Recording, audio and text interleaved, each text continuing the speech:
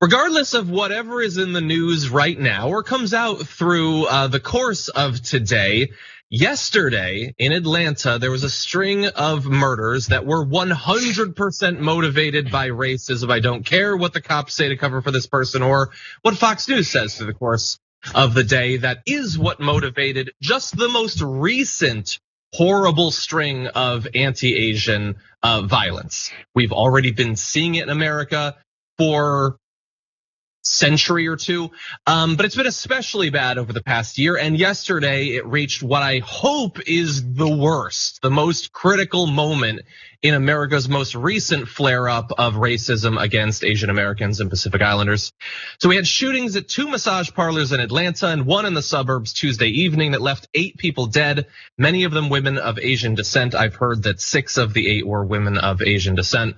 A 21-year-old man suspected in the shootings was taken into custody in Southwest Georgia hours later after a manhunt. Now we're gonna give you facts about what happened and obviously a lot of analysis, but along the way, as we sort of did with the intro, I wanna make sure that we get out in front of some of the ridiculous, like squirrel moments in American politics when terrorism happens. So right there, we very carefully said it's a 21-year-old man. You might have heard that it's a 21-year-old child.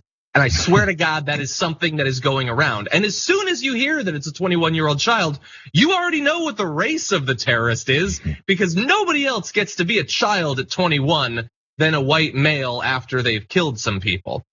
So basic details. The attacks began around 5 p.m. when 5 people were shot at Youngs Asian Massage Parlor in a strip mall near a rural area in Acworth, about 30 miles north of Atlanta.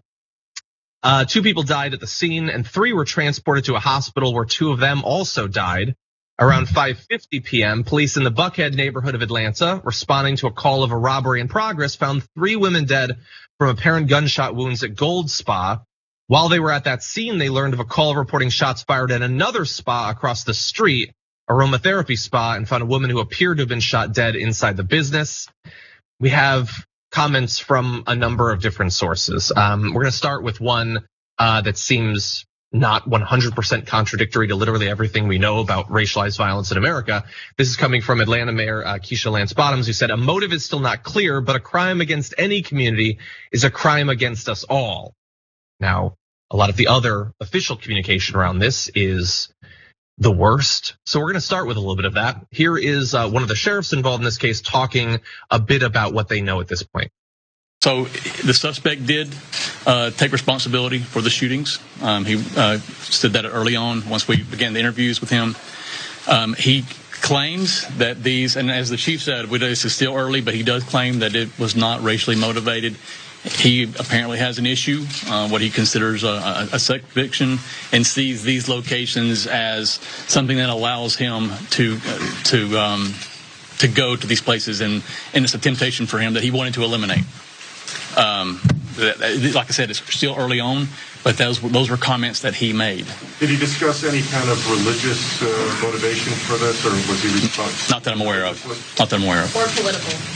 Non-political. I've heard nothing about politics. He understood the gravity of it, and he was pretty much fed up and kind of at the end of his rope. And yesterday was a really bad day for him, and this is what he did.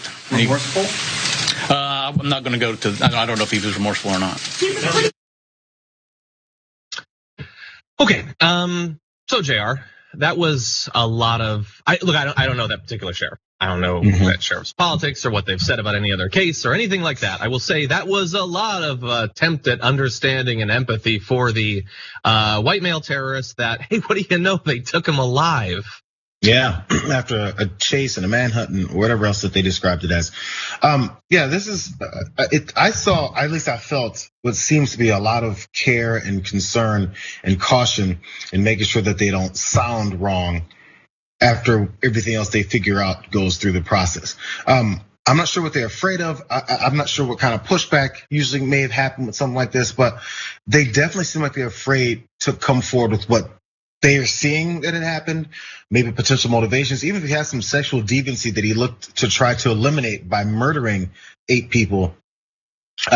Why there? Why that sexual deviancy, and how would that possibly eliminate his issue? Like, Yeah, after an initial, I guess, interview and talking to the guy, you're gonna try and determine what he's gonna say. But let's remember now, how many racists are gonna come and say to you, yeah, it was totally racially motivated. Yep, I do it all the time. I couldn't wait just because all I think about is racially motivated attacks. Who says that? Who says it?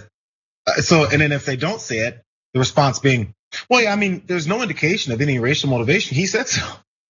Mm-hmm. Okay, so does Donald Trump. Yeah, and look, the debate that's going to be had about whether this is racist. I want to turn to that in 1 sec. Really fast though, maybe the 5th worst part of what we just saw was he had a really bad day. If I was that sheriff, I would have said he had a really bad day. Wait, what am I talking about? What am I talking about? He literally just killed a bunch of people. I don't give a damn what his day is like. It's not a justification for literally any kind of violence, let alone a string of racist murders. And even if it was, in some way, it wouldn't be my job as a cop to run PR for this killer. Right. Maybe that would have repaired a little bit of that. But anyway, maybe we'll hear more from the sheriff in the future. I don't know.